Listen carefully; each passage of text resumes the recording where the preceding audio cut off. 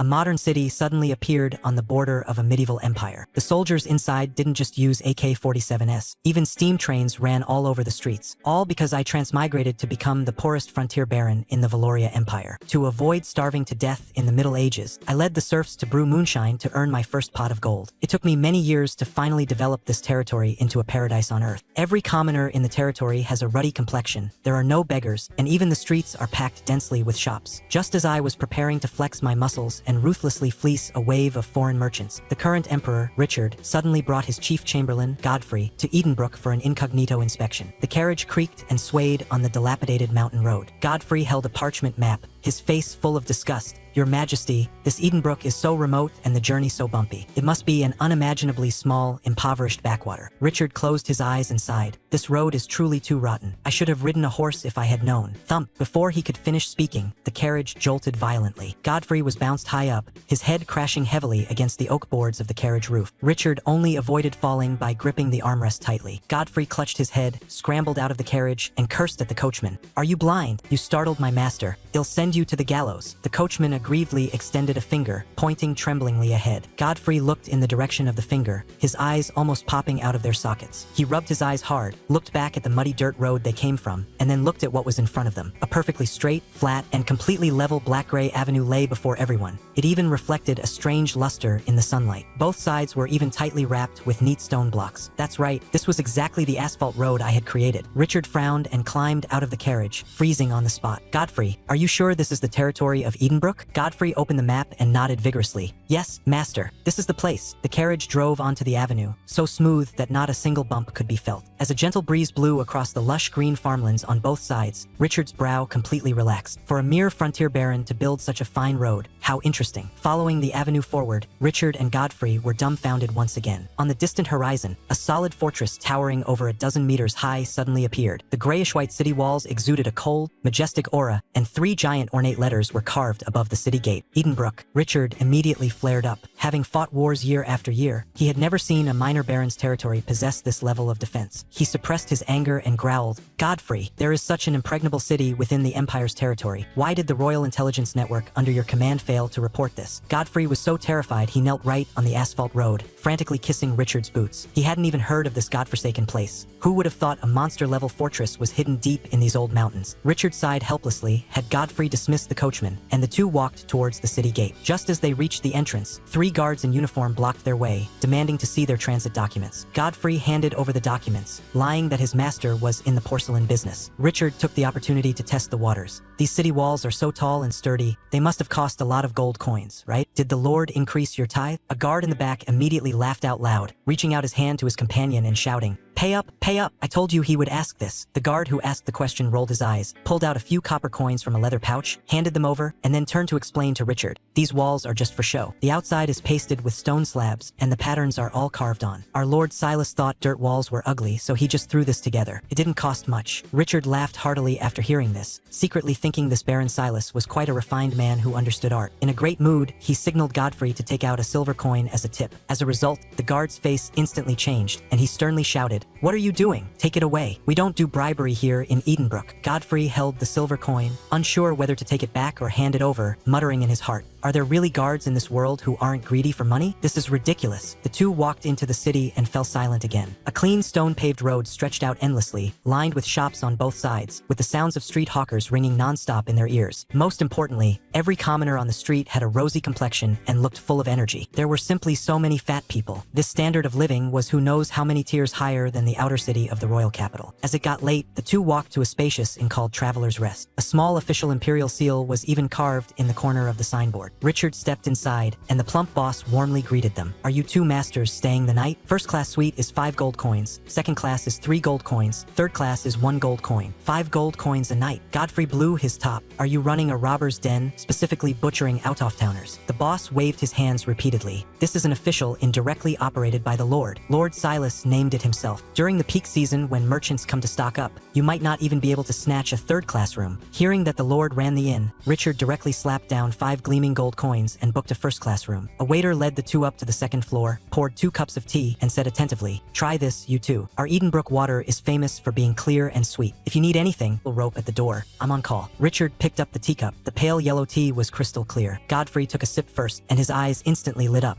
It has a strange herbal fragrance, far superior to the tea drunk by those nobles in the royal capital. Richard followed suit and took a big gulp. It was indeed sweet and crisp. Just then, Godfrey strolled into the inner washroom and suddenly let out a pig-slaughtering scream. "Master, there's a well in this room." Richard rushed over. He saw Godfrey with his rear sticking up, leaning over a white ceramic vessel, clicking his tongue in wonder. "Look, master, such a large white porcelain vessel is too luxurious to be used as a water well mouth. It's just that the mouth of the well is a bit small." As Godfrey spoke, he scooped up a handful of clear water from inside and drank it straight down. Good water, truly clear, sweet, and crisp. Richard looked at this bizarre ceramic device, always feeling something wasn't quite right, and quickly had Godfrey pull the rope to call the waiter. As soon as the waiter came up, Godfrey pointed to the well and asked, "Why is there a well in this room?" The waiter smiled, accustomed to the sight. "Masters, this is not a well, it's a flush toilet, used for relieving oneself. There's a rope connected to a hidden water tank above it. Once you're done, you pull the rope, and the filth is washed away." Godfrey's smile instantly froze on his face, standing there dumbstruck as if struck by lightning. Richard's eyes were like knives, staring dead at Godfrey. Godfrey's face turned purple, and he forced himself to ask, "Where does it flush to?" The waiter looked proud. "We built underground pipes for the whole city. The terrain is high, so it flushes fast. Finally, we use special water carts to transfer it to the neighboring territory." Our baron said, "Cesspools must be kept far away from Edenbrook, otherwise, dirty water will seep into the ground, and the well water will taste bitter. Our Edenbrook's water is just that good. Even the nobles from the neighboring territory come here specifically to buy our water to drink." Godfrey's stomach churned violently. Unable to suppress it any longer, he threw himself over the toilet and vomited wildly. The waiter clapped excitedly. "Yes, yes, yes, that's exactly how many merchants throw up when they've drunk too much hard liquor." After throwing up, Godfrey glared viciously at the waiter. The waiter calmly pulled the rope, and water rushed down with a splash, flushing the toilet completely clean. Richard watched in amazement and asked again, "Then how is the cleanup handled after relieving oneself?" The waiter pulled out a brass faucet with a handle from behind the toilet. "This is a water gun, filled with salt water. The baron said salt water cleans the backside the best." Then he opened a wooden hidden compartment, revealing a stack of soft white paper. "Our inn provides this kind of paper for wiping. Absolutely do not use the traditional rough wood chips. Our lord thinks those things are unsanitary. Previously, someone secretly used wood chips, got caught by our guard Captain Brutus, and had his buttocks directly sewn up. Brutus has boundless strength. If you run into him, make sure to stay far away." After hearing this, Richard and Godfrey simultaneously clenched their buttocks. That night, the two stared at the water tank on the ceiling and the white paper, sleepless all night. The next morning, after a delicious breakfast, Richard took Godfrey for a stroll on the streets. Godfrey was still frantically muttering, harshly criticizing my extravagant ways and wasting the people's wealth. Richard gave a cold snort, saying that if all the lords across the empire could be this extravagant and the commoners prosperous, he, the emperor, would wake up laughing in his sleep. Walking to a street corner, the two saw an uncle selling tea, singing a strange folk tune at the top of his lungs. "Oh, Edenbrook sweet tea is sweeter than honey. I fell in love with you after just one sip." Godfrey frowned at the sound, feeling the tune dirted his ears, and spat a glob of phlegm directly onto the stone-paved ground. Just as he spat, an old lady wearing a red armband that said sanitation supervisor darted out from nowhere, extended her hand with 5 fingers spread wide, and shouted shrilly, "Spitting anywhere, fine of 5 copper coins. The baron's rules, if you refuse, go see the judge at the lord's court." Just as Godfrey was about to flare up, Richard paid the money outright. Richard casually asked the old lady, "Old madam, I see that Edenbrook doesn't have a single beggar?" The old lattice wrinkled face broke into a smile. "Our lord is kind-hearted and can't bear to see poor people, so he hauled them all off to the mines to dig trenches." Richard almost choked to death on his own breath. "You call this kind-hearted?" Right then, shouts came from the street. "There's a lawsuit. Hurry to the court to watch the fun." Richard and Godfrey followed the crowd, jogging all the way to the lord's hall. Looking up,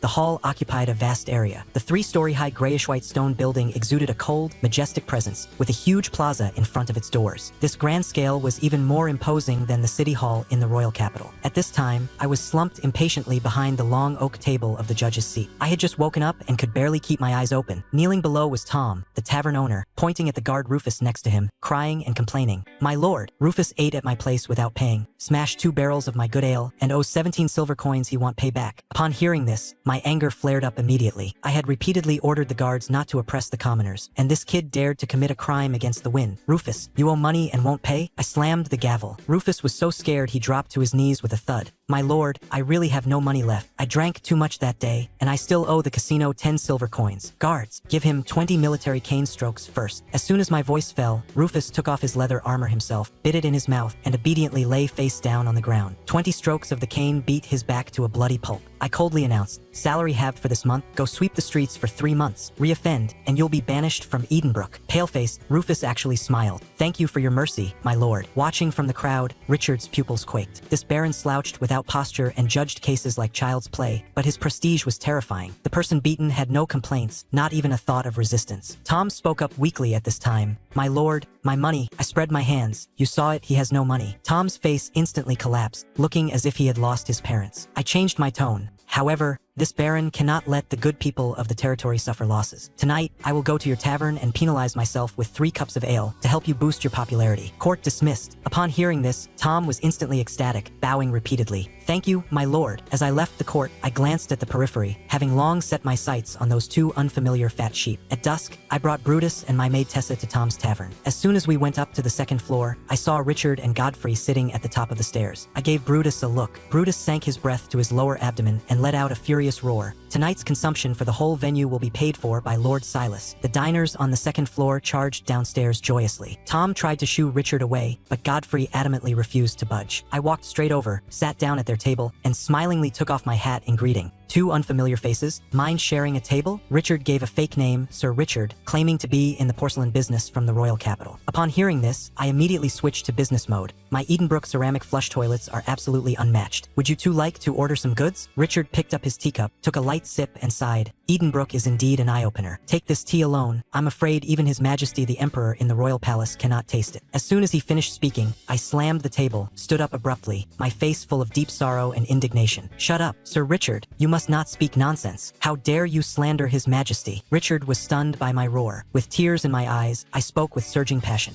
The peace of the Empire is entirely due to His Majesty's personal military campaigns to repel the barbarians back in the day. Without His Majesty, there would be no Edenbrook. But today, if even His Majesty, far away in the royal capital, cannot drink this tea, how do I have the face to drink it anymore? After speaking, I ruthlessly splashed the tea in my cup onto the carpet, tilted my head back, and shouted, May God bless our emperor. Richard's hand holding the teacup froze in midair, completely stiffened. Godfrey's eyeballs almost fell out next to him. Even he, the chief steward of the royal court, felt inferior to this long-distance bootlicking skill. I turned to stare at Godfrey. This gentleman, love and respect for His Majesty the Emperor must be kept in the heart. How many nobles in the royal capital circles are hypocritical, no different from beasts? Godfrey guiltily glanced at Richard, and stifling his grievance, he shouted along, The Baron is right. May God bless our Emperor. Richard's face was ruddy, and his look towards me became much more favorable. The atmosphere was set, and I revealed my true intentions. If this tea were brought to the royal capital, the princes and nobles would definitely snatch it all up. Are you 2 interested? Richard smoothly asked the price. I held up one finger. 10 gold coins for 1 ounce of tea. Godfrey blurted out, That's too expensive. I sneered and started giving them a modern marketing lesson. The wholesale price is 100 gold coins a pound. When you get to the royal capital, you have to sell it for at least 200 gold coins. Just say this tea is grown next to a gold mine, picked by pure maidens using their lips, who sing a line of a hymn for every leaf they pick. Call it Royal Premium Box Tea. Only sell it to top-tier nobles. Tell them, if you don't drink this tea at a court ball, can you still be considered a decent person? Can you still mix in high society? Remember our Edenbrook business slogan. We don't ask for the best. We only ask for the most expensive. Godfrey covered his face in shame, while Richard felt a wave of dizziness, realizing he had already been arranged into a fat sheep waiting to be slaughtered. After a few rounds of drinks, Richard also tasted our specialty Edenbrook moonshine. Hearing that this was also my industry, Richard was completely relieved. He made a spot decision to spend 2,000 gold coins on a batch of tea. When settling the bill, Tom ran over and flattered, Lord Baron, he'll round off the fraction. It's a total of 500 gold coins. I scolded, Are we eating gold? Why is it so expensive? Tom aggrievely pointed downstairs. You shouted that you were paying the bill, and dozens of people came downstairs. They even ate the sweet melons we grew in the greenhouse, 10 gold coins each. I rolled my eyes and asked Brutus to pay. Brutus took a step forward, waving his wide cloak. Thump! A heavy leather bag smashed onto the table. Count it, exactly 500 gold coins. Richard and Godfrey stared straight at that bag of gold coins. Godfrey stuttered, 500 gold coins, carried in a cloak? Brutus patted his chest. Our lord goes out carrying 1,000 gold coins in cash. Feels reassuring. Richard looked at Brutus Brutus' terrifying arm strength, his eyes full of shock. To be able to run around with dozens of pounds of pure gold hanging on his body, this was simply a monster in human skin. At noon the next day, Richard and Godfrey came to a secret room in the Lord's Hall to sign the contract with me. The room had no windows, lit by whale oil lamps all around. On the wall hung a motto written in Latin.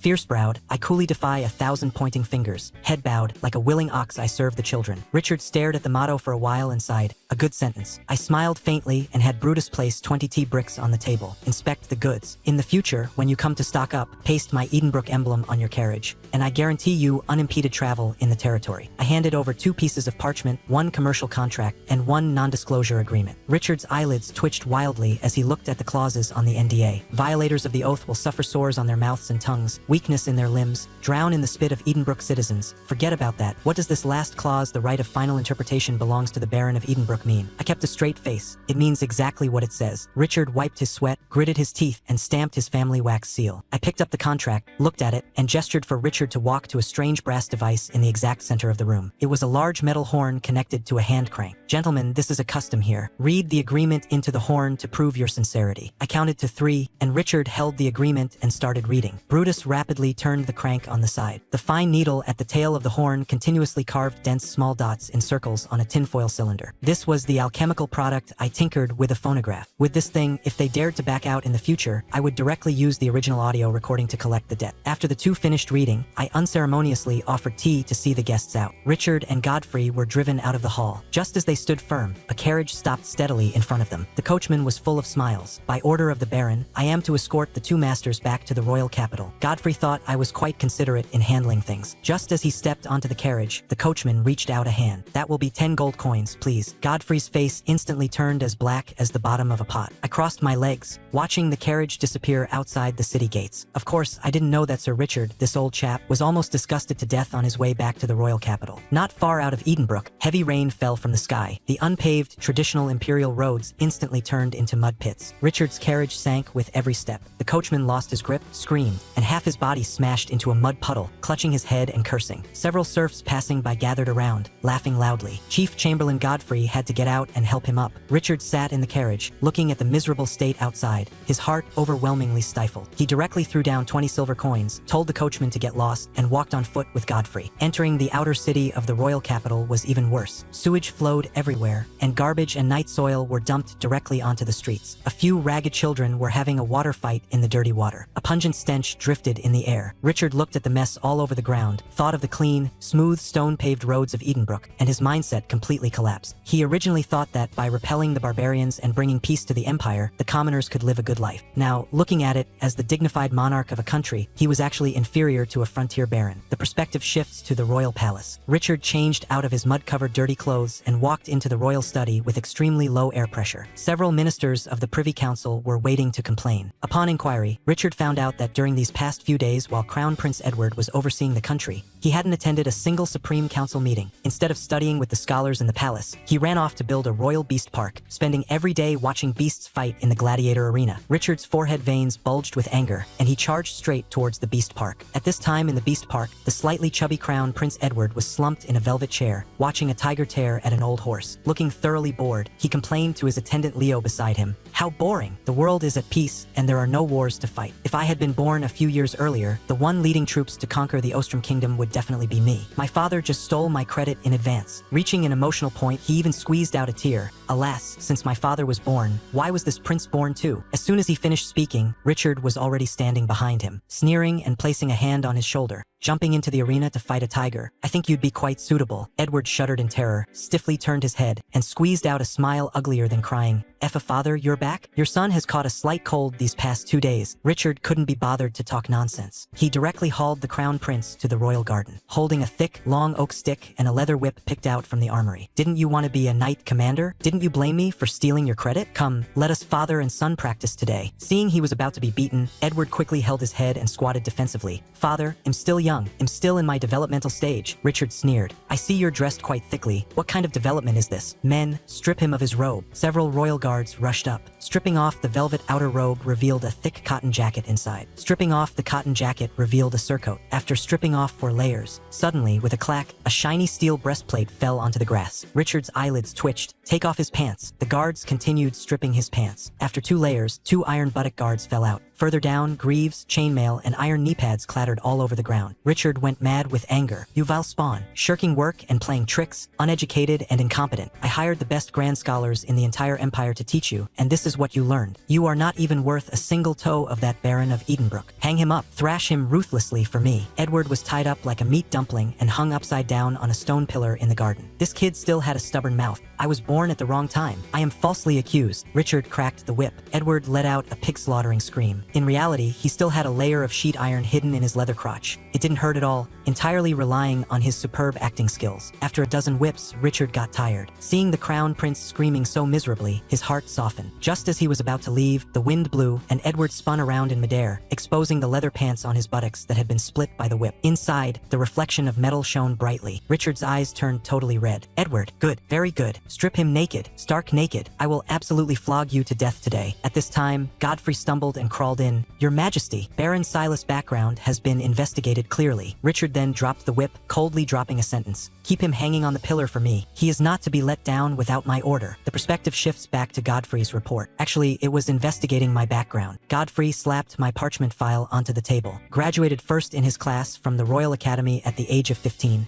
Granted a knighthood as an exception by the late king. Parents deceased. Had a fiery temper and contradicted the finance minister of the Privy Council. Directly banished to the godforsaken frontier of Edenbrook. The territorial reports submitted to the royal capital year after year read. Population of 2,000, successive years of famine, applying for exemption from the tithe." Godfrey gnashed his teeth in anger. "This kid is audacious, building up a private army. Edenbrook's population has absolutely broken 10,000, and he hasn't paid a single copper coin in taxes to the royal family for 7 years. As a result, Richard was not only not angry, but actually laughed out loud. A top-tier academic genius at 15 turned a poor backwater into heaven on earth in 7 years. A rare talent. This is called knowing how to adapt. Keeping him to be the crown prince's mentor in the future, hell absolutely be a good hand." Then, Richard's eyes darted around, remembering the routine I taught him at the wine table. "Godfrey, go procure a high-end shop in the inner city. Pack the tea we bought back into exquisite royal exclusive porcelain jars and sell it. 1 ounce per jar. Sell it for 50 gold coins for me." Godfrey was petrified on the spot. 800 gold coins a pound. That's even darker than Silas, that profiteer. The boss he served was the real robber. The next day at the morning court, Godfrey held a silver tray, deliberately swaying slowly in front of the officials of the Privy Council. On the tray was a pot of freshly brewed hot tea, overflowing with fragrance. Prime Minister Lord Ward smelled the scent and came over. "Chief Steward Godfrey, what is this magical herbal soup?" Godfrey raised his voice. "This is called Tears of Venus. It's the leaves of a fairy tree from the mysterious East. His Majesty drinks it every day recently. It can prolong life, nourish the kidneys, and solidify vitality. Known as the secret of the lion." There was a burst of laughter in the crowd, but the eyes of several old nobles all lit up, secretly swallowing their saliva. Arriving at the main hall, Richard held his teacup, drinking unhurriedly. Finance Minister Giles came out crying poor, saying a massive flood broke out in the Lorraine River Valley, urgently needing 30,000 gold coins for disaster relief, and the state treasury couldn't produce the money. Unprecedentedly, Richard didn't scold anyone. With a grand wave of his hand, he directly pulled 10,000 gold coins from his royal private stash to plug the hole. The ministers all hailed His Majesty as benevolent and sagacious. Little did they know, Richard was waiting to use the tea to harvest them like leeks. After the court session, the Privy Council exploded. Prime Minister Ward sent his clerk Oliver to quickly go by the secret of the lion. An hour later, Oliver ran back, crying with a long face, saying, "My lord, not enough money. This tea is 50 gold coins an ounce, and it's strictly rationed, only selling 4 pounds a day. The stewards of the dukes and marquises are going crazy fighting at the door. The black market has already hyped it up to 60 gold coins." Ward gritted his teeth, scraped together 70 gold coins, and had Oliver go grab a jar back the next day. Several ministers of the Privy Council gathered around that small porcelain jar, as if looking at some rare treasure. Brewing the tea, Ward took a sip carefully. Actually, it was just ordinary clear water brewing fresh tea. But under the psychological effect, he felt this tea was simply the nectar of heaven. Minister Cedric closed his eyes, shaking his head, forcefully filling in the blanks with his imagination. "Wonderful. This tea has the coolness of mint and licorice, absolutely capable of relieving heat. It also has the miraculous medicinal effects of the precious mandrake. Even more magically, there is actually a trace of the vitality of morning dew. 50 gold coins an ounce. Totally worth it." A group of old men felt an outpouring of poetic inspiration in the council chamber, fighting and scrambling to go stock up again. At this time, I was taking Brutus to curse out the workers in Edenbrook's tea workshop. I pointed at the haystack in the corner and swore loudly, "Which blind bastard put the tea leaves together with the dry haystack? If the flavors mix, it'll hang you all on the city walls to air dry. This is an export luxury item meant to earn gold coins from those fat sheep in the royal capital. The quality control must be stable. Keep a close eye on the ratio of medicinal herbs. Pick out the impurities cleanly. The bare-chested workers shouted in unison.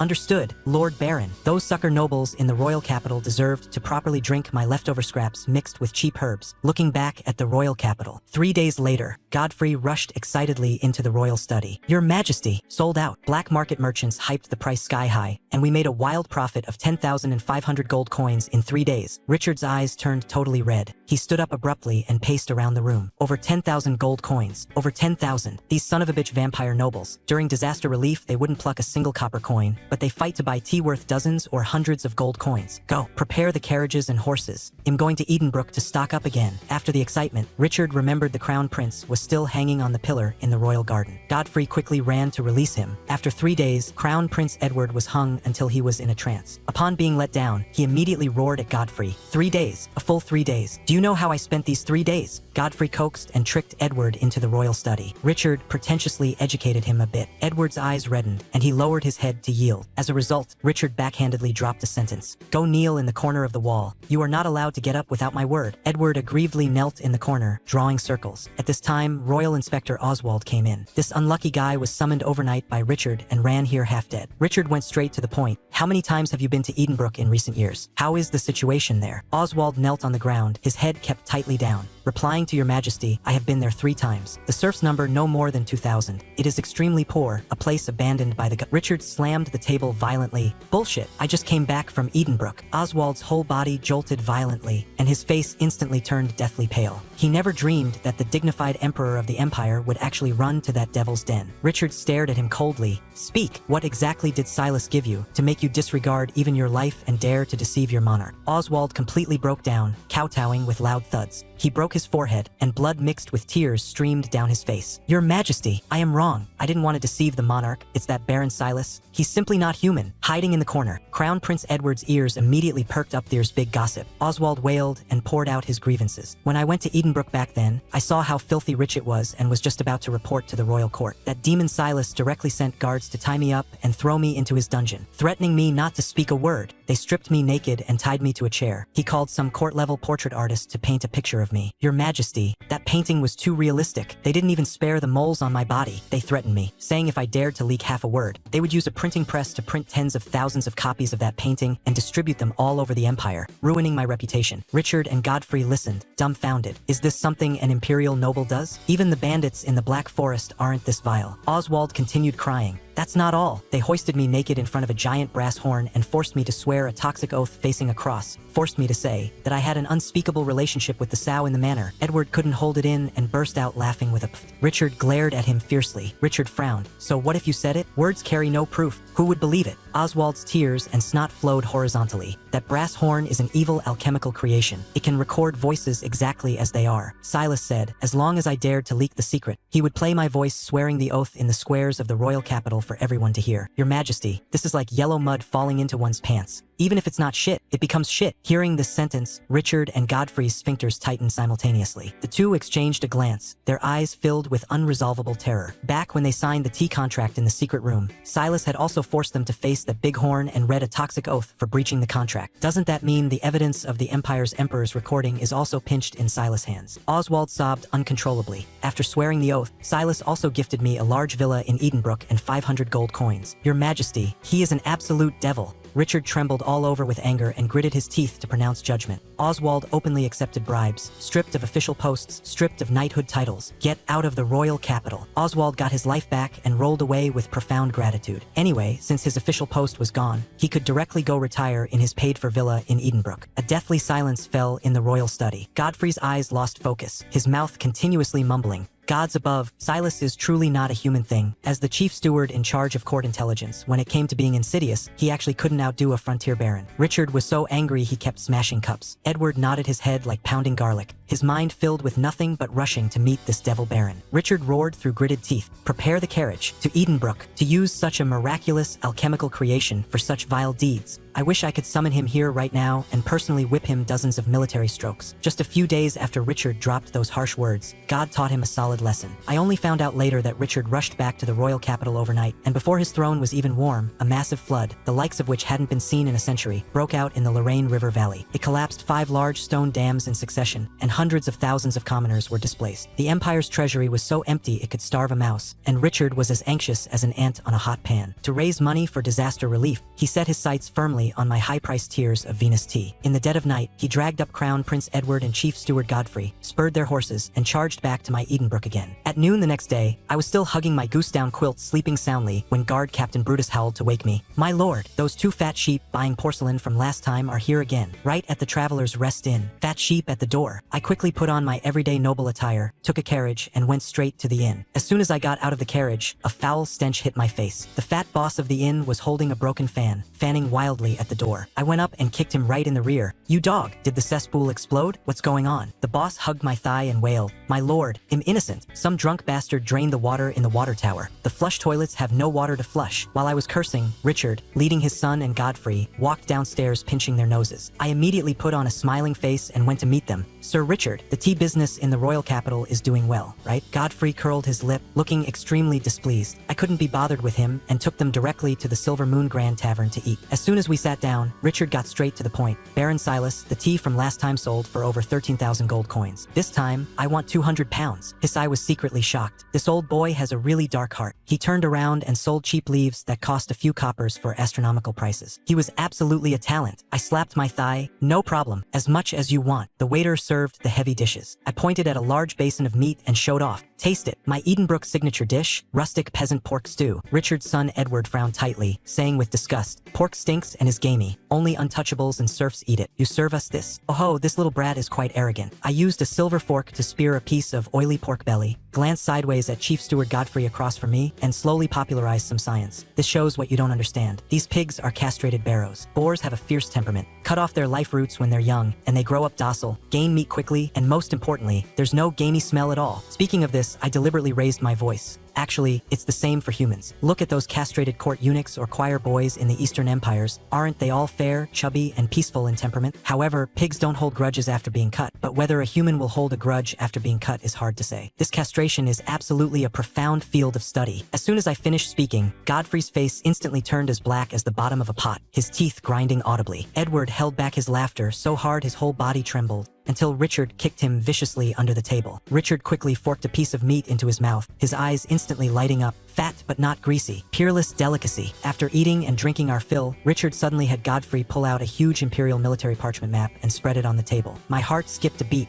This Sir Richard was well connected enough to even get his hands on military maps. Richard pointed at the Lorraine River Valley on the map, looking distressed. "There's a great flood in the south and my merchant caravans can't get through." The governor of Lorraine opened his mouth to demand 20,000 gold coins for disaster relief, and the royal court simply cannot produce the money. If the baron has a good strategy to control the waters, he will surely soar to great heights. I followed his finger and locked my eyes on a gorge on the map. This place is called Silver Gorge, flanked by mountains on both sides. If we could call down the wild thunder of God to shatter these mountains and block the river channel, wouldn't the flood disaster be solved? Smack! Richard's silver fork dropped onto the table. Godfrey stared with wide eyes as if looking at a monster. Edward jumped up even more excitedly. "Father, I told you we should find a court wizard to summon heavenly thunder. Lord Silas and I absolutely share the same vision of heroes." I suddenly snapped back to reality. Crap, I let it slip. Back then, to guard against bandits, I secretly manufactured tons of alchemical black powder in the territory. It had been sitting in the warehouse collecting dust. Bringing it out to blow up the mountain would definitely work, but once this thing was revealed, my days as a local emperor would be over. I quickly laughed it off. Just joking, where would there be heavenly thunder? Drink, drink. Richard stared dead at me, his eyes full of probing. After the meal, I took them strolling around the territory. Richard asked me, "Imperial nobles all look down on merchants. Why is the baron so polite to us?" I pointed to an alehouse on the street and gave him an economics lesson. Wheat sitting in the fields is just rough grain worth a few coppers. A merchant transports it to a brewery and brews it into premium whiskey, and its value multiplies 100-fold. This is called resource allocation. People everywhere despise merchants, but my Edenbrook specifically values commerce, which is why we have today's prosperity. Richard looked thoughtful. Nearby, Edward strolled over to a bookstall, picked up a book, and his eyes almost popped out. Baron Silas Battles the Demon King Ball. The stall owner went up to pitch it from out of town, right? This book tells the story of the Abyss Demon King Ball invading the Empire,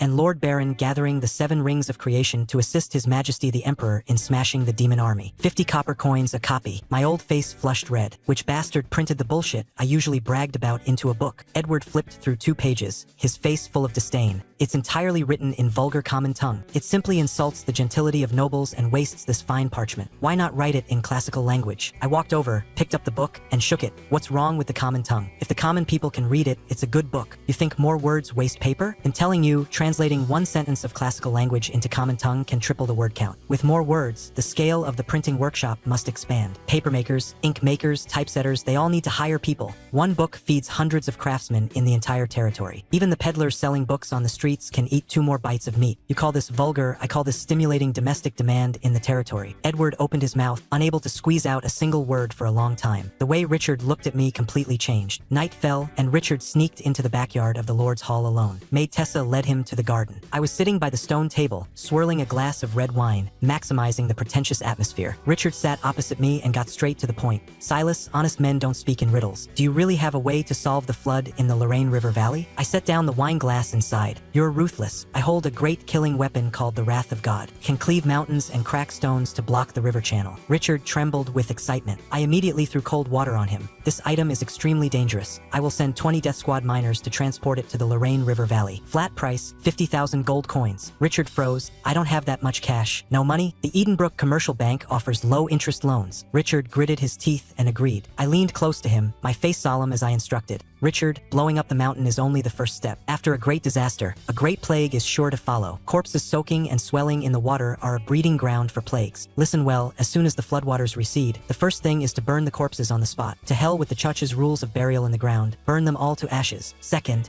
designate high ground to resettle the living, and ruthlessly scatter quicklime in low-lying areas to disinfect. Third, anyone with a cough or fever must be quarantined immediately along with their bed. Everyone must cover their mouths and noses with boiled fine linen cloth. Anyone who dares to spit anywhere, break their legs on the spot. Richard was dumbfounded. He looked at me, a surge of indescribable fanaticism and emotion welling up in his eyes. He grabbed another cup of water on the table, tilted his head back, and drank it all in one gulp. The Baron is a great talent. Richard toasts you. I froze for 2 seconds. Richard, why are you drinking my mouthwash? Richard's face turned livid, and he fled in panic. Richard signed the loan contract and took the 200 pounds of tea, rushing back to the royal capital overnight. Little did I know how much commotion this father-son duo would cause after going back. On the way back, Edward relentlessly clamored for me to be his master. Richard was worn down to the point of having no temper left and promised that as long as he memorized 10 classical scriptures, he would transfer me into the palace to reside in the Royal Academy. As soon as Richard returned to the palace, before he even changed his clothes, the old men of the Privy Council blocked his door. The finance minister knelt on the ground crying, "Poor Your Majesty, the Lorraine flood is extremely urgent. I beg your Majesty to allocate 20,000 gold coins for disaster relief." Richard sneered. Having witnessed the resource allocation I taught, he was now completely enlightened. The state treasury has no money. My private vault has no money either. An imperial disaster is exactly when you lords should be loyal and serve the country. Tomorrow at the morning court, all officials will make donations. No one even think about running away. The ministers were all dumbfounded. Meanwhile, taking advantage of no one watching him, Crown Prince Edward secretly changed into rough cloth clothes and ran to the lower city slums of the royal capital. This trip directly shattered his worldview. Compared to Edenbrook's blue bricks and large tiles, clean and tidy, the capital's outer city was simply a giant stinking ditch. Mud was everywhere, black and yellow intertwined, and a foul stench pierced the sky. Edward, wearing expensive leather boots, stepped into a mud puddle and nearly slipped. While he was carefully dodging puddles, the wooden door of a dilapidated house nearby was suddenly pushed open. A fierce woman holding a wooden basin splashed a basin of slop mixed with rotten fish intestines and bloody water directly onto his feet. The fishy stench rushed straight to his brain, and Edward bent over and began to dry heave. Godfrey, who was hiding in the shadows, grew anxious and jumped out to curse loudly. The woman was so frightened she knelt in the mud, frantically kissing the dirt. "Mercy, my lord! Mercy, my lord!" Edward covered his nose and, as if guided by ghosts and gods, asked a question. "What is this you're throwing out in the basin?"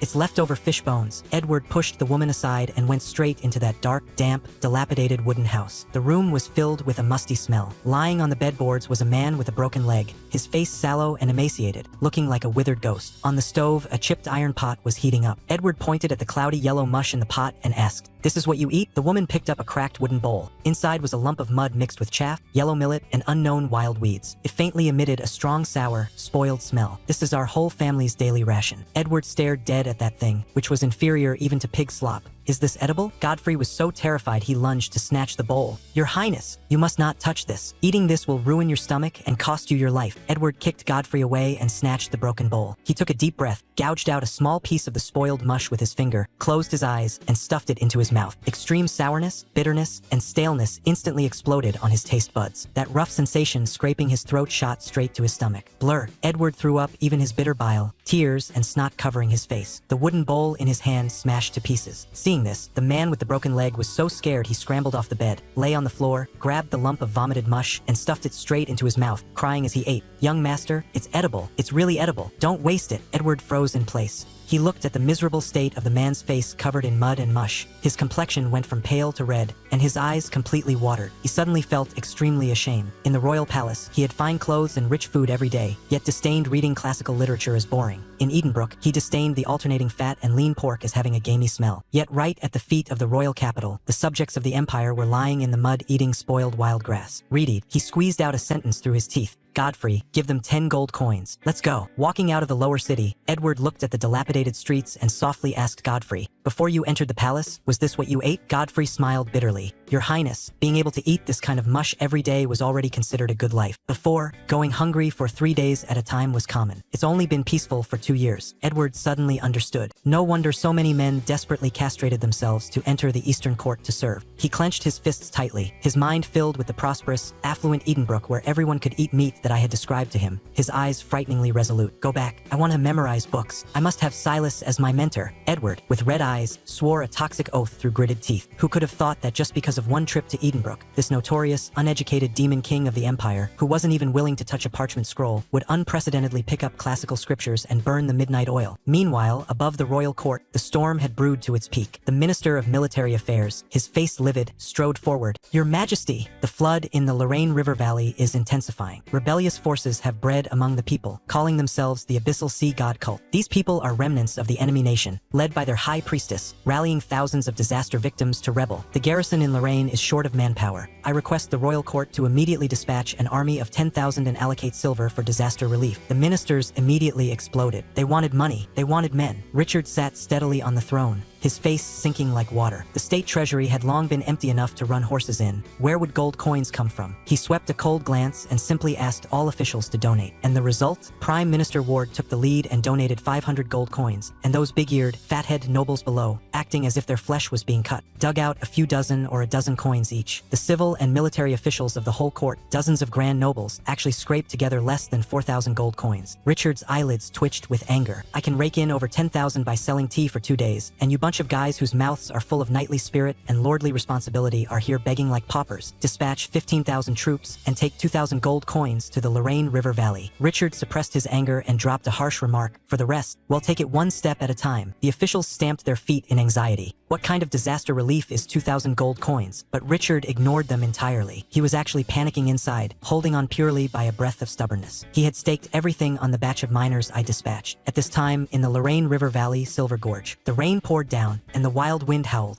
Duncan, the mine foreman under my command, was leading 20 brothers, carrying black powder wrapped in oiled paper, climbing with difficulty on the muddy mountain road. Behind them followed over 200 burly men in plain clothes. These were the Royal Knights sent by Richard as escorts. Royal Knight Commander Valentine originally totally looked down on my group of mudlegs, but after competing on the boat these past few days, he was astounded. My brothers, who dug mines and ate meat every day in Edenbrook, were all pure muscle when they took off their clothes, and in a test of strength, they actually matched the Royal Inner Guard. Now climbing the mountain carrying heavy loads in the rainstorm, the miners walked as if on flat ground, while the knights were tired and panting heavily. Duncan, the rain is too heavy. Will this work? Valentine wiped the rain from his face and roared loudly. Duncan wiped away the rain, his eyes shining with excitement. It will work, Lord Baron said. After it's done, everyone gets a reward of 1,000 gold coins. Even if it rains knives, I'm going to blow this mountain flat today. Hearing about 1,000 gold coins, the 20 miners howled like they'd been injected with chicken blood. Rushing halfway up the mountain, Duncan found an excellent mountain crevice. Right here. Drop the charges. Hundreds of pounds of explosives were stuffed along the crevice, and the fuse was led all the way to the foot of the mountain. Valentine looked at this thin fuse, his face completely bewildered. Duncan, just with this thing? How will the mountain explode? Duncan grinned and brought a match to the fuse. With a sizzle, the flame drilled into the oiled paper casing. Get down. Cover your fucking ears. Duncan roared hoarsely. The next second, the earth trembled violently. Boom!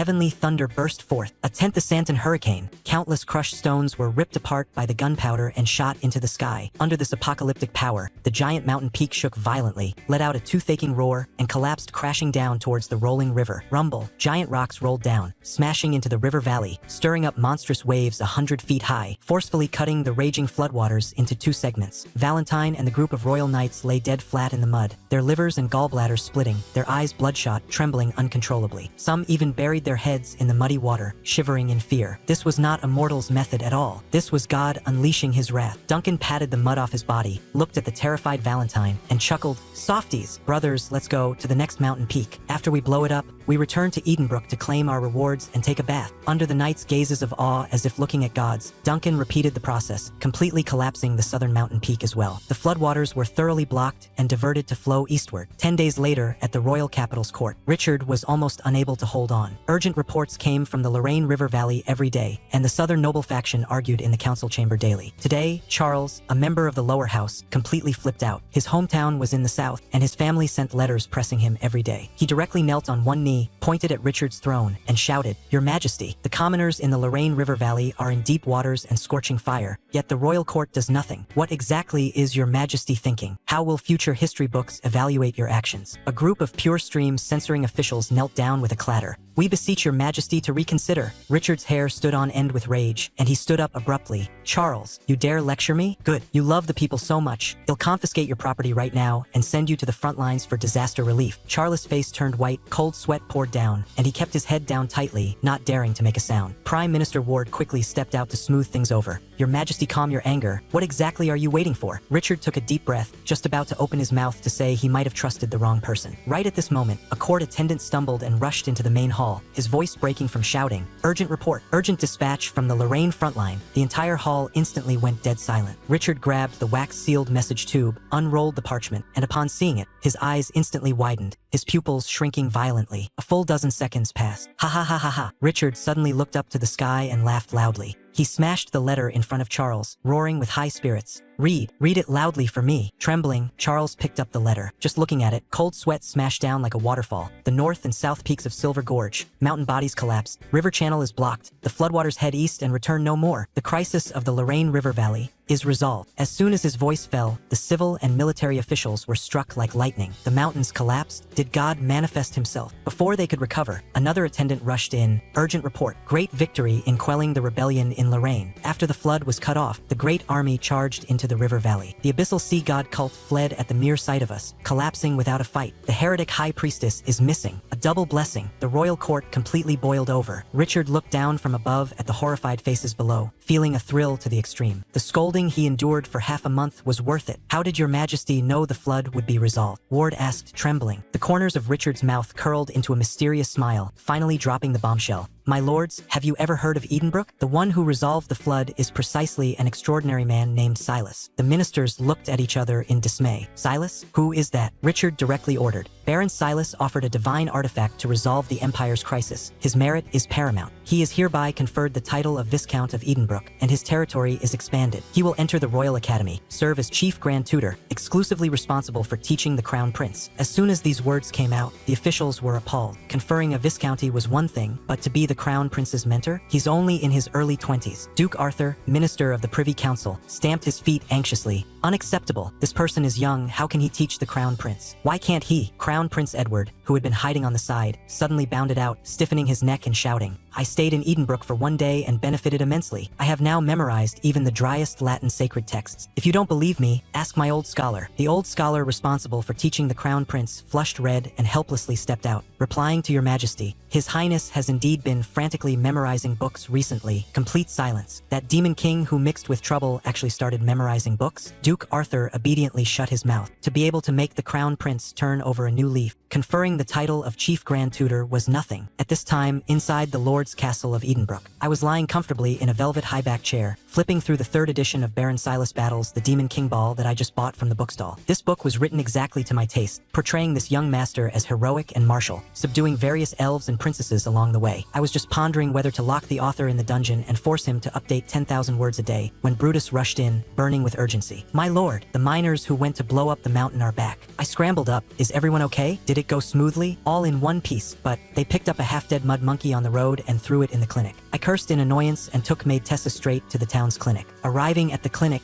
after having someone fetch water to wash it clean, I was stunned. Lying on the bed was no mud monkey, but clearly a peerless beauty capable of toppling cities and nations. Skin as white as snow, features like a painting, and that cold, noble aura simply outclassed all the noble socialites I had ever seen. This was absolutely no ordinary commoner. Just as I was wondering about this woman's origins, a pig-slaughtering scream suddenly came from downstairs. My lord, the edict has arrived. The king's edict from the royal capital. My brain buzzed. A king's edict? It reached Edenbrook? That old boy Richard sold me out. I rushed downstairs. Outside the clinic, I saw a dense crowd of Edenbrook commoners surrounding the place. A royal herald dressed in gorgeous silk clothes stood trembling in the middle, his calves cramping, because surrounding him, over 100 farmers and citizens were holding pitchforks, sickles, and logging axes, staring at him with murderous intent. Baron Silas received the decree. The herald forced himself to unroll the parchment and finish reading. Promoted to Viscount of Edenbrook. Immediately enter the royal capital to report on duties. As soon as his voice fell, the crowd completely exploded. They want to take the Lord Baron away. We can't let the Lord go. We cannot leave the Lord. Kill this sissy from the royal capital. As long as we bury him in the Black Forest, well, pretend this edict never existed. Dozens of gleaming pitchforks pressed directly against the herald's neck. The herald collapsed into the mud with a thud. So terrified he wet his expensive riding breeches, crying and pleading to me for help. Lord Silas, save me. I cursed angrily. All of you shut up. I'm going to the royal capital to be a high official, not going to the guillotine. Put your weapons down. Only then did the unruly mob aggrievedly put away their tools, wiping their tears one by one, howling as if their own father had died. I quickly helped the herald up, simultaneously giving Brutus frantic hints to stuff money to silence him. Brutus, this blockhead, pulled out a large bag weighing a full 20 pounds of silver coins from his cloak and forcefully stuffed it into the herald's cloak hood with a clang. The terrifying weight directly dragged the herald down to fall flat on his face. My face turned black. I kicked Brutus away, bent down, and personally reached into the herald's clothes to dig. Lord Herald has been frightened. Please accept this little token. Have a cup of ale on the road. While speaking with righteous awe, I conveniently dug back that heavy bag of silver coins, and at the end, I even stealthily swiped the 2 silver coins and 5 coppers originally in his waist pouch. Hearing the crisp sound of the coppers being dug out of his pouch, the herald opened his mouth wide, tears streaming down uncontrollably. Lord Silas, you and I have no enmity. What exactly are you doing? Go, be careful on the road, don't run into bandits. I stuffed those 2 silver coins into my breast pocket and waved my hand casually. The herald felt as if granted a general amnesty, scrambled onto his horse, and fled Edenbrook like a madman. After sending off the herald, just as I was preparing to return to the Lord's Hall to arrange matters for entering the capital, a coquettish voice suddenly came from behind me. Lord Baron, please wait. Bianca, the peerless beauty who was picked up, was leaning against the doorframe at some point, looking pitiful. This humble girl is Bianca. My family died in the flood, and I have nowhere to go. I am willing to follow the Lord and serve as a slave and maid to repay the life-saving grace. I raised an eyebrow. What kind of manipulative green tea hasn't I seen in my past life? This woman is full of suspicious points. She wants to be my maid right after waking up? Does she covet my body or my wealth? Oh, noted. I kept a cold face. Since you are cured, go home yourself. Tessa, give her 2 silver coins for travel expenses. Let's go. After saying that, I strode away without looking back. Bianca froze in place, her eyes full of disbelief. A peerless beauty of her caliber taking the initiative to offer herself, and she was ruthlessly rejected? Cough, cough. She violently coughed up a mouthful of blood and gritted her silver teeth. Looking at my retreating back, she hardened her heart, dragging her sick body to desperately chase after me. Lord Silas. I looked back. This chick still dared to chase? Run. Shake her off. I took Brutus and Tessa and bolted. Bianca chased until she was out of breath, directly spat out a mouthful of fresh blood, and limply fainted on the street. Half an hour later, in the inner courtyard of the Lord's Hall, Bianca lay on a stretcher, clutching my pant leg in a death grip, closing her eyes and crying mournfully. Father, mother, Bianca misses you so much. Tessa's eyes grew red watching this. My lord, she's too pitiful. Why not let her stay? I sneered. Faking it? Keep faking. I crouched down and tried hard to pry her hands open. Good heavens, this little lattice strength was not small. I couldn't pry them open to save my life. Brutus leaned in. My lord, let me. I'll crush her bones. Roll aside. I pushed Brutus away. To deal with this kind of scheming woman, one must use magic to defeat magic. I tightly covered Bianca's mouth with my left hand, extended 2 fingers of my right hand, and with unparalleled precision, jammed them into her 2 nostrils. 1 second, 2 seconds, cough, cough, cough. Bianca violently opened her eyes wide, her face flushed red. She struggled intensely, let go of her hand, and gasped heavily for air. Her eye sockets were full of humiliating tears, being driven away, ignored, and now having her nostrils penetrated. Had she, a dignified, peerless beauty, ever suffered such bizarre and extraordinary humiliation? Awake, I clapped my hands, looking at her with a smile. If you can walk, hurry up and get out. Bianca bit the tip of her tongue, forcefully suppressing the urge to hack me into 1,000 pieces, abruptly knelt on the ground and kowtowed loudly.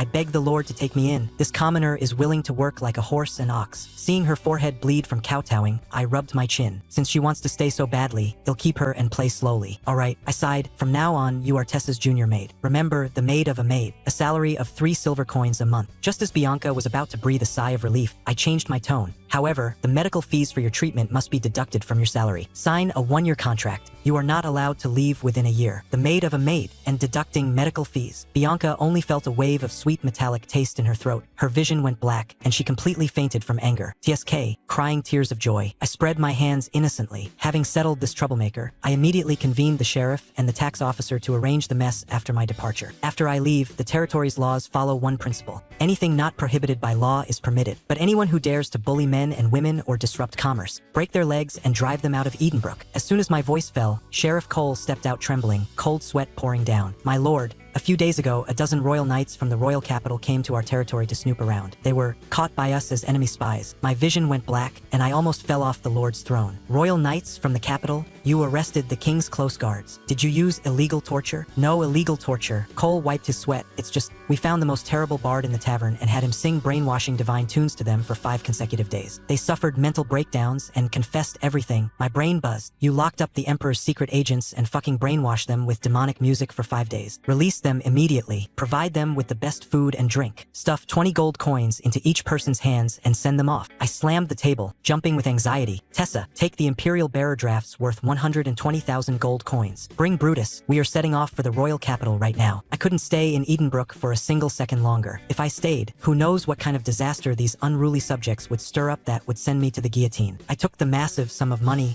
got into the carriage, and sped away, leaving a cloud of dust. Ahead of me awaited the treacherous circle of power in the royal capital, as well as that strange crown prince who was clamoring to be fed and waiting for me to teach him how to be a man. In the carriage, I felt the thick stack of bank drafts in my breast pocket. Just as I was about to fantasize about the extravagant life in the royal capital, the carriage suddenly braked hard, and Brutus' deafening voice roared outside. My lord, up ahead is a group of men in black holding weapons, blocking our path. Brutus' broken gong voice gave me a jolt. I threw open the carriage curtain. Outside, it was pitch black. You couldn't see your hand in front of your face, and the cold wind blew straight down my neck. I looked closely. What men in black assassins? It was entirely a group of mudlegs wearing rough cloth clothes. The crowd was dense, holding torches and oil lamps. Under the firelight, they were all familiar faces. Tavern owner Tom, guard Rufus, and citizens of Edenbrook who had woken up early and rushed from all over the city. What they held in their hands weren't crusader swords, but pitchforks, iron hammers, and short wooden clubs. Tom shivered from the cold, came up, and pulled out a leather water skin from his chest. Inside was warm mead, with tears in his eyes. My lord, it's cold. Have a sip on the road to warm your body. With him taking the lead, the commoners all went crazy, throwing freshly laid eggs, fresh cheese, and smoked meat onto the carriage as if their lives depended on it. My nose suddenly stung, and my tears almost burst out. These unruly subjects, usually so stingy, were actually being generous at a time like this. I quickly used my velvet sleeve to wipe my face, raised my voice, and scolded. All of you roll back, forcing me out of the carriage on a cold day. The wind is blowing my eyes so hard they hurt. Not only did the commoners not leave, they cried even harder. They knew in their hearts that with me going to the royal capital to be the crown prince's mentor, I would probably find it very hard to return to this remote barony in this lifetime. I didn't dare look anymore, afraid I would cry out loud on the spot and lose my noble face. I turned and ducked back into the carriage, covering my face with a parchment book. Let's go to the royal capital. Entering the inner city of the royal capital, my first order of business was to buy a house. The merchant guild found me a ready-made large mansion with a garden and a fountain. The owner's name was Garrick. This old boy saw that I was a newly promoted viscount from the countryside, and he opened his lion's mouth, asking for 2,000 gold coins right off the bat. I slouched arrogantly in the velvet high-backed chair, chewing raisins and sneering. Garrick, 1,000 gold coins, not a penny more. Garrick stiffened his neck. Lord Silas, my mansion is worth at least 1,800 gold coins, no matter how cheap. If you can't afford it, find someone else. I didn't waste words. Beside me, the bare-chested Brutus directly struck a bodybuilding pose. His muscles were smeared with oil, veins bulging, looking like a man-eating behemoth. Garrick was so scared his calves cramped. I gave maid Bianca a look. Bianca reluctantly pulled out the king's edict stamped with the royal wax seal and held it high above her head. I slowly tapped the table. Garrick, I heard you forcibly took a concubine a while ago, driving a 14 or 15-year-old girl to jump into the moat and commit suicide. I'm having an audience with His Majesty tomorrow, and I was just worrying about having no topics to chat with the Emperor about. Do you still want to run the business of those casinos of yours? 900 gold coins, is that excessive? Seeing the king's edict, Garrick dropped to one knee with a thud, sweating profusely. Lord Viscount, that commoner was mortgaged to me for owing a high-interest loan. Her jumping into the river has nothing to do with me. Besides, behind me is the son of the finance minister, Viscount Julian, are you really going to offend the finance minister over a commoner? It doesn't matter if I sell this mansion or not. Don't force me. Using the finance minister to pressure me? I stood up, walked up to him, and patted his fat face.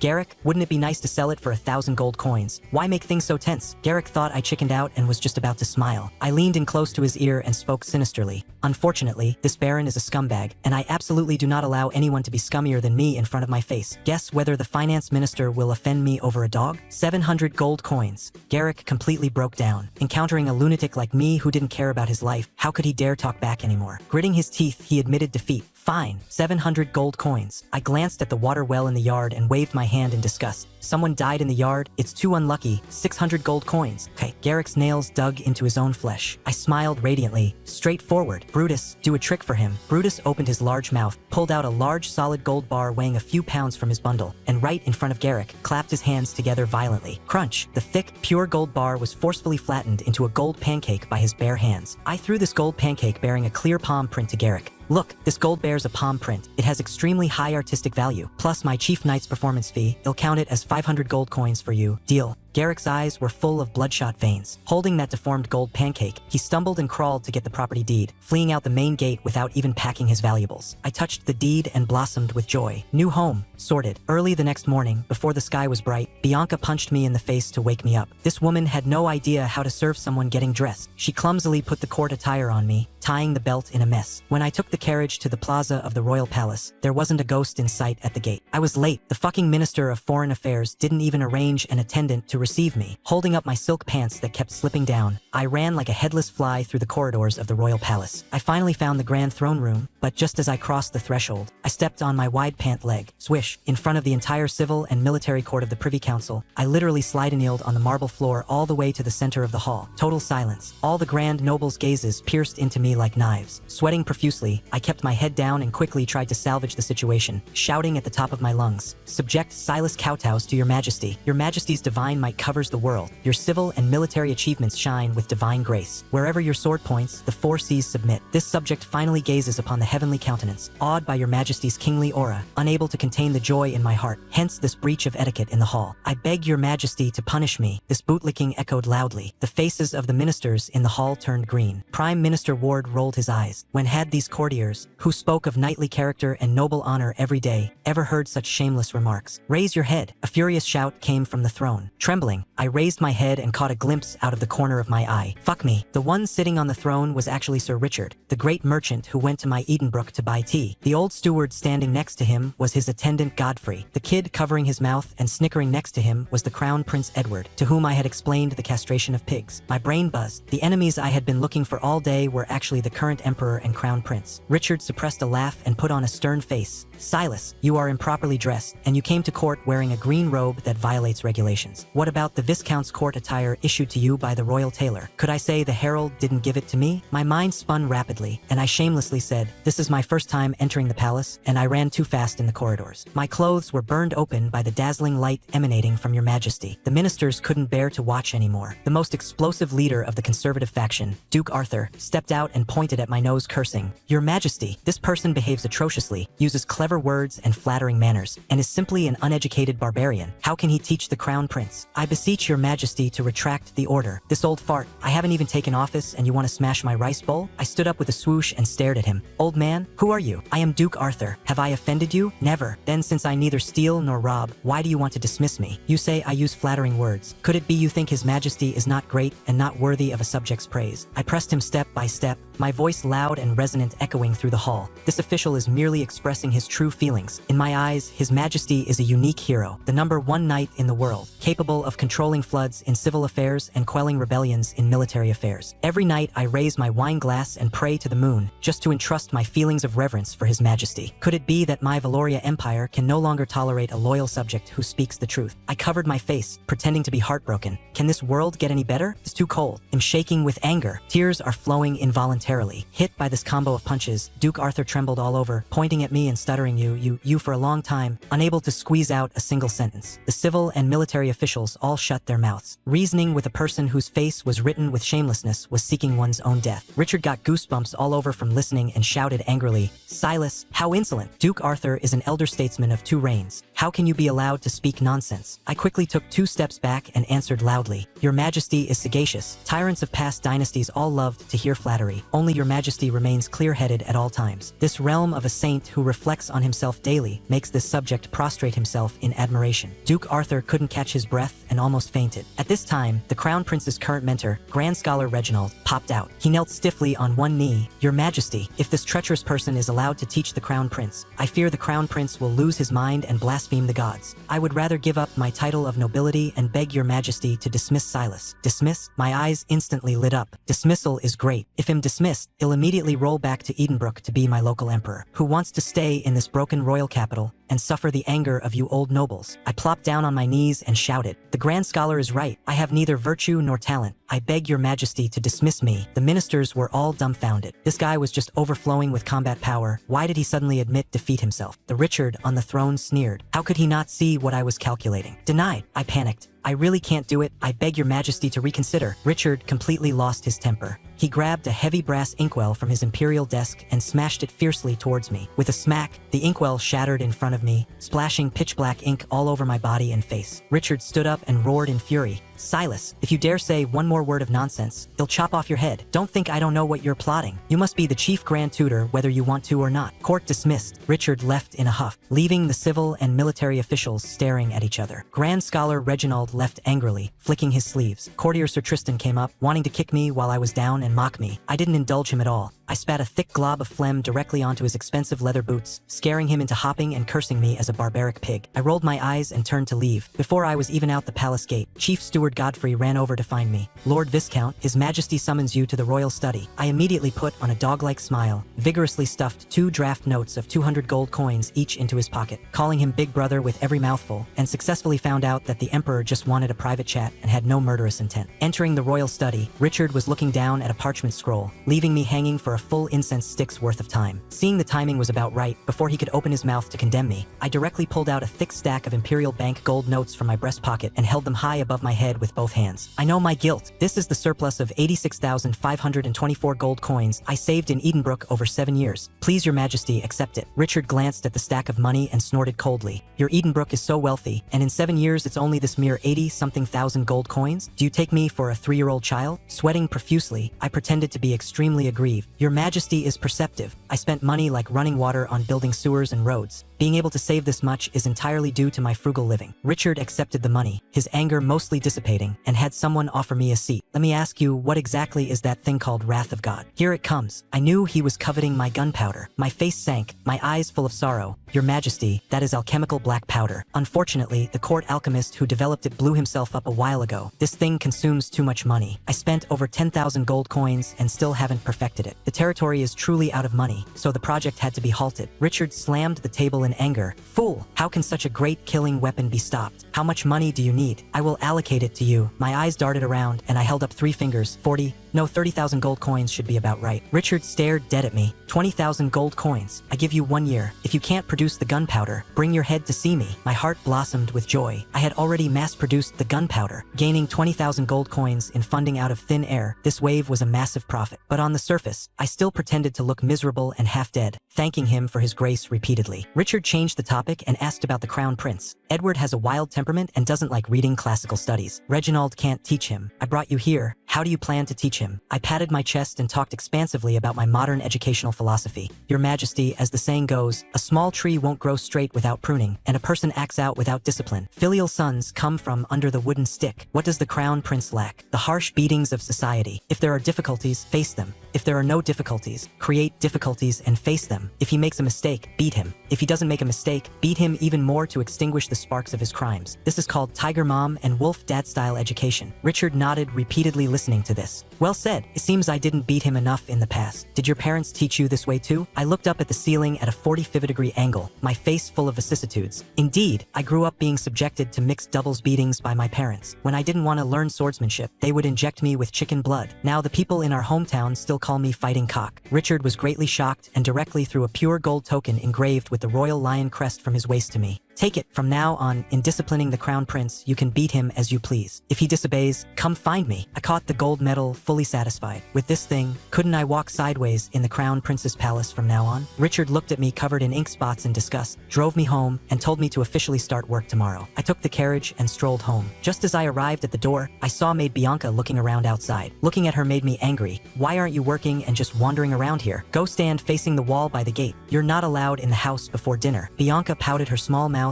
and, with eyes full of resentment, went to squat by the wall. Entering the courtyard, I called Tessa over and pointed to the formal attire covered in ink juice. Strip this outfit off me, find a skilled craftsman to mount it in a picture frame. Hang it in the entryway at the main gate. Write a few big characters next to it in gold paint the place of imperially bestowed holy ink. Tessa's eyes almost popped out. My lord, did you provoke his majesty into losing his temper? Hanging this out is so embarrassing. I gave a cold snort. What do you know? This is called the boundless grace of the emperor. Hurry up and get it done. Just as dinner was set on the table, and Bianca, who was watching the door, hadn't returned, an uninvited guest suddenly broke into the courtyard. It was actually old Garrick, whose house I had robbed. Readied, Garrick tightly gripped a wax-sealed letter in his hand, arrogantly pointing at my nose and roaring, "Silas, you provoked someone you shouldn't have provoked. You're dead meat." I held a silver plate eating roast meat, not even lifting my eyelids. Brutus, go. Give him 2 resounding slaps. Brutus lunged forward like a black bear, grabbed Garrick's collar, and delivered 2 loud smacks left and right, instantly slapping Garrick's face into a pig's head. I sneered, "Trespassing into a noble's mansion, and you still dare to threaten an imperial viscount? Brutus, search him. See if he's carrying a dagger."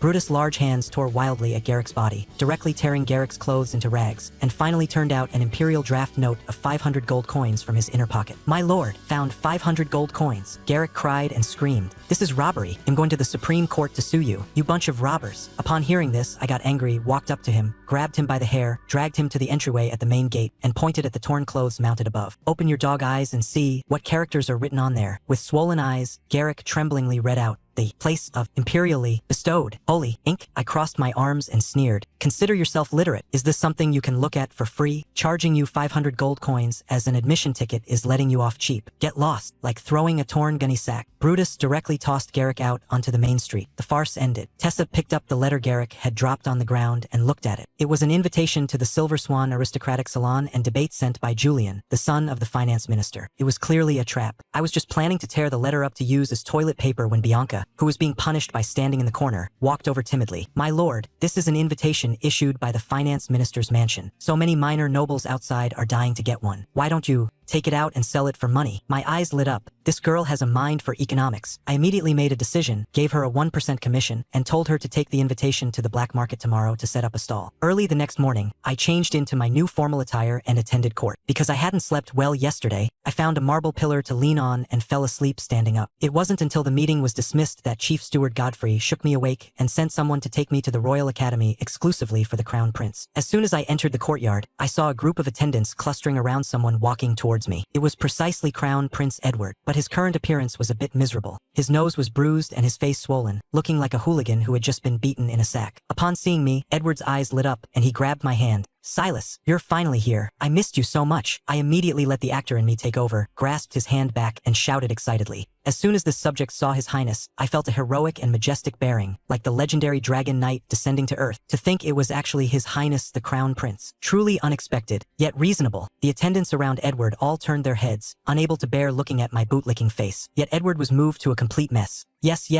that's exactly what I thought too. Meeting you truly feels like we should have met sooner." Edward excitedly pulled me into the inner room, pulling on the bruises at the corners of his mouth, and gasped in pain. "Silas, you have to save me. I don't know what got into father yesterday. He hung me upside down and beat me with an oak stick." Crown Prince Edward covered the bruises on his face, tearfully complaining to me. Hearing this, my heart bloomed with joy. The Emperor's execution power is quite good. Just taught him filial sons come from under the wooden stick yesterday, and he implemented it at night. But on the surface, I put on a heartbroken look and slapped my thigh. "Your Highness, you're confused. How is this a beating? This is father's love for you." Edward was stunned. Father beating me is still loving me? Of course, I babbled nonsense with a straight face. Your Highness originally had delicate skin and tender flesh, looking like a naive pretty boy. Now with the scar added, your masculine aura instantly bursts forth. This battle-damaged makeup full of killing intent simply makes people want to draw their swords and pledge loyalty to you. His Majesty is helping you mold the majesty of an emperor for the ages. Edward was crippled by my fooling. Touching the injuries on his face, he grinned constantly. Really? I told you I was a born knight commander. Taking advantage of his happiness, I quickly pulled out a thick stack of Imperial Bank gold notes from my breast pocket, a full 10,000 gold coins, and stuffed it directly into his hand. Your Highness, this is a little token of my appreciation. From now on in the royal capital, we are blood brothers from different fathers and mothers. If you need anything, just say the word. Edward had never seen so much pocket money before, and his eyes went straight, but he still put on a fake display of declining. Is this appropriate? Brothers are like limbs. Money is like dung. If you don't accept it, it means you look down on me. Silas. Edward immediately stuffed the money into his silk sleeve, tears streaming down from being moved. Good brother, from now on in the royal capital, I've got you covered. Just after the two of us swore brotherhood, the Crown Prince's official mentor, Grand Scholar Reginald, came in with a black face. This old man found me disagreeable in every way, and he immediately started reprimanding me. Silas, His Majesty made you Chief Grand Tutor, and you dare to laugh and play around with the Crown Prince like a clown in a circus. What a disgrace. I didn't indulge him either, and directly spoke with sarcastic undertones. Lord Grand Scholar, what's wrong with the Crown Prince laughing? Could it be you couldn't laugh since you were born? Reginald trembled with anger. I am your senior in the court, even more so, the Crown Prince's academic mentor. How dare you be so insolent? The Crown Prince is also my student. Please show respect to His Highness. I didn't yield an inch and conveniently nudged Edward. Edward gathered his courage and chimed in. Right, Silas is right. Reginald went crazy, pointing at my nose and cursing loudly. You shameless nouveau riche, associating all day with physically incomplete attendants like Godfrey is simply a disgrace to gentility. Shameless. Hearing these words, the court attendants serving around and the servants who had suffered castration all lowered their heads, their eyes dim. Great opportunity. I immediately activated my best actor mode, my eye sockets instantly turning red, tears coming on command. Reginald, shut your mouth. I pointed at him, roaring with grief and indignation. What's wrong with physically incomplete people? Who does the hardest and most tiring work in the royal palace? It's them. Do you think everyone was born like you, a grand noble with fine clothes and rich food? If not for supporting their families and having no other way out, who would be willing to mutilate their own bodies to enter the palace and be servants? You, as a grand scholar well read in the classics, have not a shred of knightly compassion, opening your mouth only to speak of eunuchs. Are you fit to be the Crown Prince's mentor? My speech was impassioned and resonant, every word shedding blood. The attendants around were moved to tears, and the Crown Prince's personal attendant Leo even covered his face and whimpered. Reginald was sprayed by me until he was speechless, his old face flushing to the color of pig liver.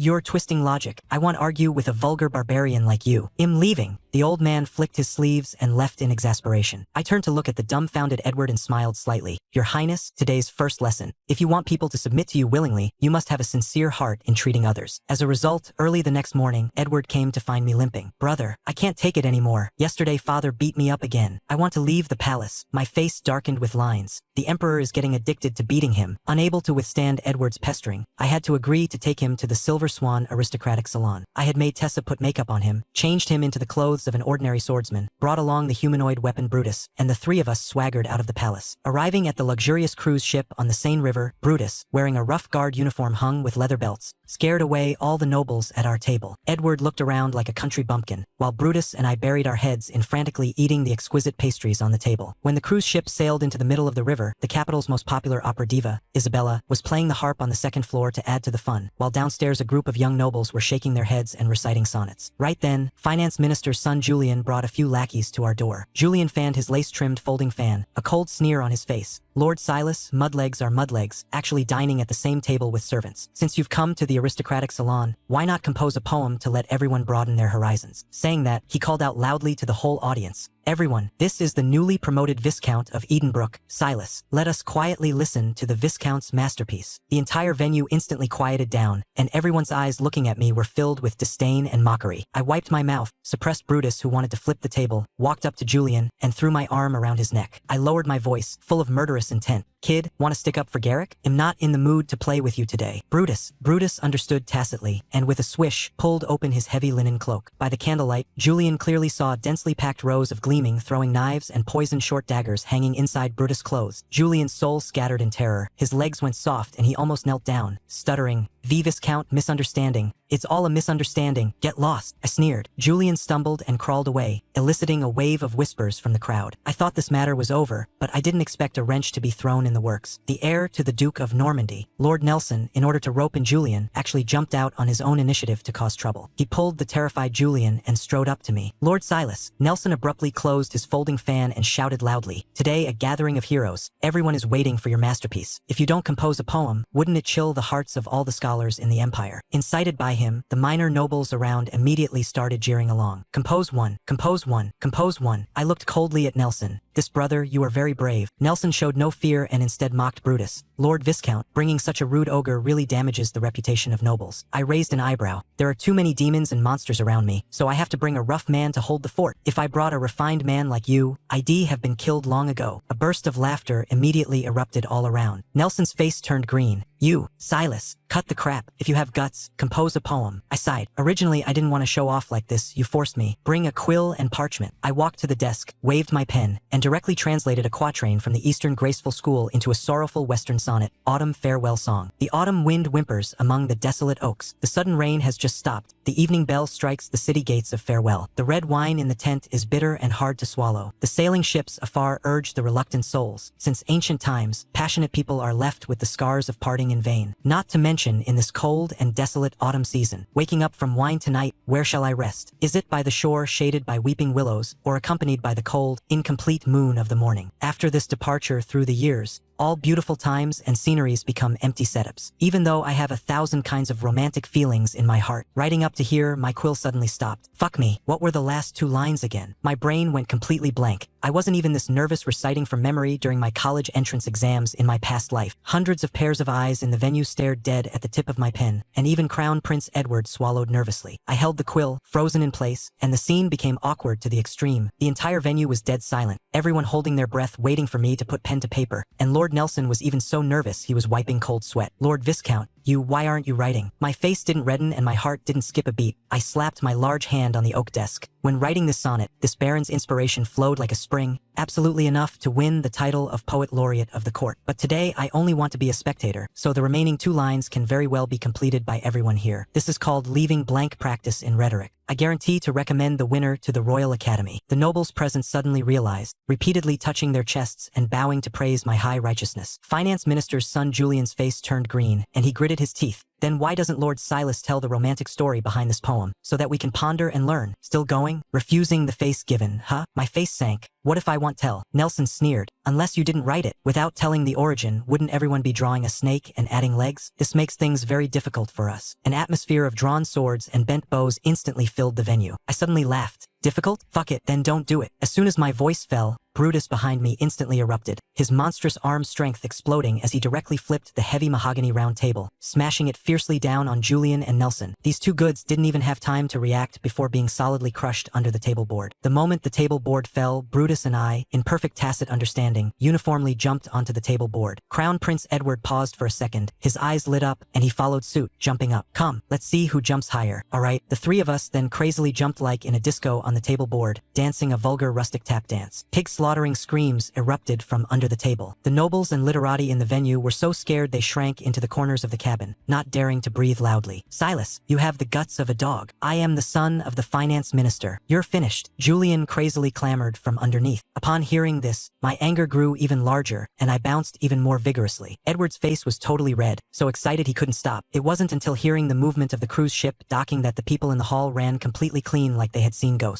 Figuring I had vented enough anger, I took the lead in jumping off the table. Brutus lifted the table board. The 2 goods underneath had already been stomped to the point of vomiting blood, their breath weak. I grabbed Julian's pomaded hair and said viciously, "Gave you a chance and you're useless." Julian completely chickened out, begging in terror. I was wrong. Lord Viscount, spare my life. I slammed him onto the carpet, turned to look at the pretending to be fainted Nelson, and gave him a leather boot right to the face. Nelson let out a miserable cry, and this time he really fainted. Venting anger felt good, but how to clean up the aftermath? Western nobles value honor and face the most, so let's give them a big one. Brutus, strip them naked, stack them on the table. Brutus was quick-handed and fast-footed. Stripping the 2 of their velvet formal were clean in a few moves. Julian was half lying face down, Nelson stacked on top, the picture simply burning the eyes. To make it realistic, I picked up a jug of strong liquor and poured it over them, making them reek of alcohol. Just then a maid passed by, scared into dropping her tray. I immediately told her to call all 30+ servants preparing food in the ship's cabin over. When the people gathered and saw the 2 white-cut chickens on the table, they were all dumbfounded. I pointed at them with a heartbroken look. Everyone look, these two violated knightly virtues, openly committing illicit acts after drinking, and actually fainted from pleasure. As the Crown Prince's chief grand tutor, how can this official tolerate such vile deeds that violate God's teachings? But considering they are nobles, everyone must keep this strictly confidential. Whoever dares to spread it, don't blame me for not being polite. The crowd looked at each other, thinking in their hearts, you called us here just to let us see this? Are you sick? I picked up a basin of ice water and splashed Julian and the other awake. Opening their eyes and seeing themselves stacked naked with a circle of commoner servants surrounding them, their faces instantly turned deathly pale, covering their crucial parts and shivering. I stepped forward, looking down from above with a sneer. Did it feel good? Looking at my devilish smile, Julian broke down and shouted, good, good. Nelson also desperately echoed, very good. I called out the names of the 30+ servants. I've memorized the names of everyone present today. If anyone meets Withan accident, even a sprained ankle, he'll count it on both your heads. Understand? The two had ferocious expressions, gritting their teeth.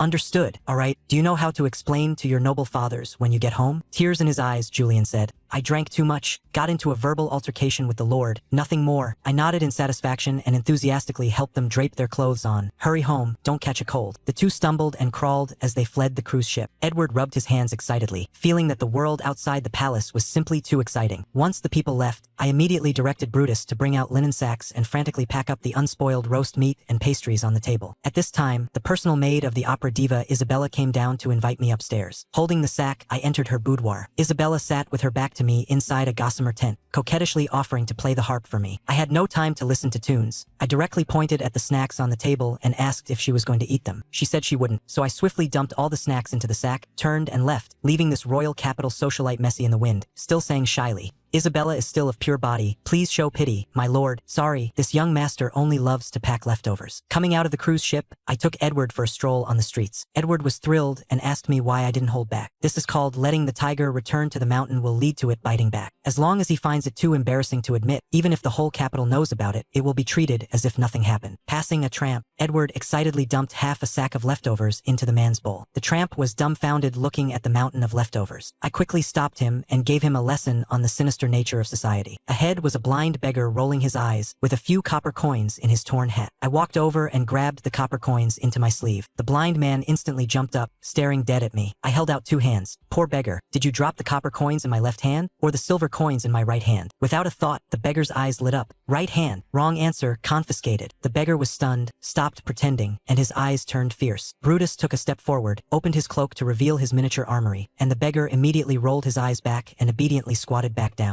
Edward watched in amazement, went up and delivered 2 kicks, and a few more pennies fell out of the beggar's torn clothes. With quick hands and sharp eyes, I collected them all. Next, we encountered a disabled beggar with no legs. I walked over, picked up his cracked wooden bowl, poured the money into my sleeve, and then forcefully tossed the bowl far away. A miracle occurred. The disabled beggar, who was just kneeling on the ground, suddenly sprouted legs, catapulted toward the broken bowl, and ran faster than a rabbit. Edward's worldview collapsed, his face full of bitterness. So everything you said was true. I was really blind. Silas, how did you tell? I stood with my hands behind my back, my face full of vicissitudes. Back when I was about to starve to death in Edenbrook, I led all the old, weak, sick, and disabled of the territory to beg in other places. From pretending to be blind and disabled, to pregnant women running scams, to staging melodramas to sell misery, I forcefully built up a beggars guild and appointed myself as president. I even established a finance officer, street law enforcement officers, and rolled out a whole system in the begging industry. At that time, a song Tears of the Gypsies went viral across the entire province. This is all stuff I've already played with. Hearing of my glorious past, Edward prostrated himself in admiration. On the other side, Julian and Nelson supported each other and fled back to the finance minister's mansion. As soon as they entered the main gate, Julian's eyes revealed a fierce glint. He pointed at Nelson and roared, "Beat him to death for me." He vented all his pent-up anger on Nelson and his own lackey, Garrick. The night guards swung wooden clubs, aiming specifically for Nelson's face, forcefully beating him into a pig's head. Finance Minister Giles was alarmed by the commotion. Coming out to take a look and seeing his son in a miserable state, he angrily asked what happened. Julian hugged his father's thigh and wailed loudly. While heartbroken, Giles pressed to ask if Silas did it. Whenever Julian thought of the image of being stripped naked and stacked underneath, he remained as stubborn as a dead duck. Not really, just got into a verbal altercation with Silas. Smack! Furious, Giles slapped Julian across the face and roared, "Useless trash, bullied by someone, and you don't even dare to let out a fart." With a shadowless kick, he kicked Julian over, ordered him locked in his room, turned around, and decided to ruthlessly impeach me in the Supreme Council. In the middle of the night, Lord Nelson, beaten into a pig's head, was thrown out of the minister's mansion like a torn gunny sack, just in time to be picked up by the fabric merchant Chandler. The peerless young girl Bianca was still an underclass maid in my mansion, suffering my anger every day. Seeing Nelson person's miserable state, her imagination ran wild, thinking I ignored her because I was naturally impotent or only liked men. Filled with grievance, she ran back to the manor, just in time for me to get off work. I pulled out a few copper coins covered in saliva and stuffed them to her as her commission. Looking at the copper coins in her palm, her mindset completely collapsed, and she cried wah and ran into the mansion. I laughed. Making a little money makes her this happy, what a silly girl. 2 days later, at the morning court session, Chief Steward Godfrey read the poem I copied, Autumn Farewell Song, with deep emotion. The civil and military officials were enchanted listening to it, and Prime Minister Ward even shed tears on the spot, outright calling these lines kissed by the god of the Renaissance. Emperor Richard, his face glowing red, looked at me smilingly. Silas, everyone is curious. Why is this poem missing 2 lines? The entire venue's gaze focused on me. I was panicking inside. I hadn't even memorized the whole piece. How could I explain it? Crown Prince Edward beside me was desperately holding back laughter, just waiting to see me make a joke. I took a deep breath and started flexing my acting skills. My face full of grief and indignation, my eye sockets turning red. Your Majesty, this subject worked diligently in Edenbrook, toiling day and night for the commoners, only to discover that everything in the world always has its flaws. This subject once fell seriously ill for 3 days and 3 nights, and finally comprehended a truth. Just like the armless statue of Venus, incompleteness is also a kind of imperfect divinity. Therefore, this subject deliberately left blanks in the poem. This is called the beauty of incompleteness. The ministers rolled their eyes listening to this. Even this can be spun? But with my bout of fooling, Richard actually fell into deep thought, and the ministers even began to fill in the words in their own minds. Feeling better the more they filled, one by one feeling it made sense. Right at this moment, Finance Minister Giles jumped out, pointing at my nose and loudly cursing. Your Majesty, this subject wishes to impeach Silas for openly assaulting my son Julian.